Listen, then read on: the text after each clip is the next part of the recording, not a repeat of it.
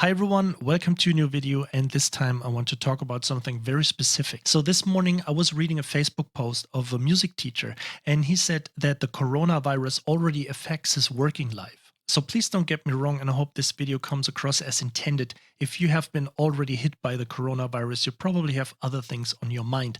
But if you are a music teacher and you rely on your income, and you suddenly have like 25 of your 50 students not being able to travel to your place, things could get a little bit tricky. So I just thought I'd come up with some hopefully helpful information on how to make the best out of the situation. So the most obvious thing to do would be to switch to an online lesson with your student. And the first tool of choice coming to our mind would probably be Skype. But you may know that Skype doesn't really have the best broadcast options. So you can either share your webcam or you can just share the screen, but it lacks a lot of functions when it comes to more advanced stuff. So with this being said, I want to introduce you to a little cool tool which is called OBS or Streamlabs OBS. And usually OBS or Streamlabs OBS is being used by gamers to make their stream available to all their viewers. But it's also a great tool for music teachers or audio artists in general to share a little bit of a more advanced stream. So let me give you a little insight on what you can do with OBS. So one of the features which would probably be most important for you as a music teacher would be how easy it is to switch between so-called scenes. So with a single mouse click, I can switch from this chat window, this direct chat window,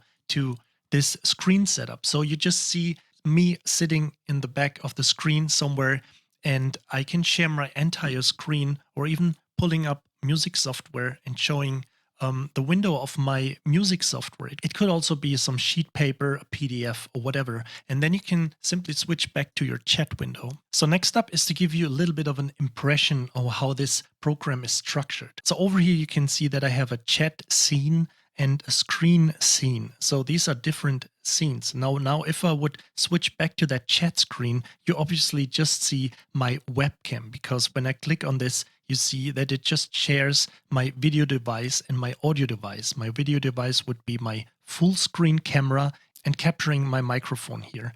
So if I hop back to the screen setup, you have to understand that I'm right now sharing my screen with you. But since I'm sharing my screen, I'm also sharing my screen again and so on. So this is why you see that video loop back here. So what you can see over here is that inside a scene, you can set up an audio device, which would be my microphone here. Then I'm sharing my video device, which is my webcam over here. And I'm also sharing a display capture, which is basically the entire monitor you're just seeing over here.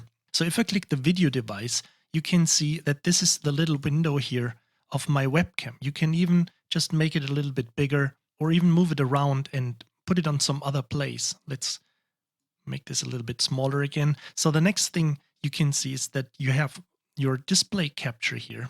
And this is basically the screen you're sharing. You could move that and move it around as you want, but it should give you a little bit of an idea how OBS is set up. So basically you can put in whatever video stream you want and whatever audio stream you want. So you can take this even a step further and have several video sources coming in. So for example, over my monitor here, you can see that right now there is a webcam over here, but I can simply add another source and have this additional video camera being available. And if I just make this visible to you, you should see that I'm sharing my keyboard here. So by doing this, your student would be able to see you talking, but would also be able to see you playing the piano. You obviously want to do this the other way around, so the camera may be above you or behind you, so your student doesn't see an inverted video stream, but I think you get the idea.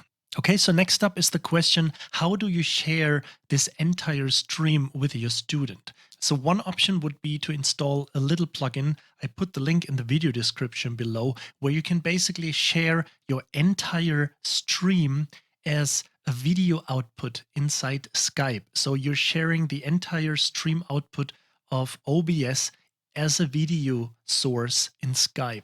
However, you want to be a little bit careful so you're not sending your audio output twice. So the second option would be to set up YouTube as your sharing service inside OBS. And then you can share your private link with one or even several of your students and you're good to go. Okay, I hope I was able to give you some helpful inspiration. And last but not least, I want to say I'm not a fan of panicking. I'm not a fan of worrying, but please take this thing serious. Wash your hands, prepare yourself, and then you're good to go. And especially as a music teacher giving private lessons to students, this may be some helpful advice to be prepared for some hopefully not too difficult times. So stay safe and see you soon.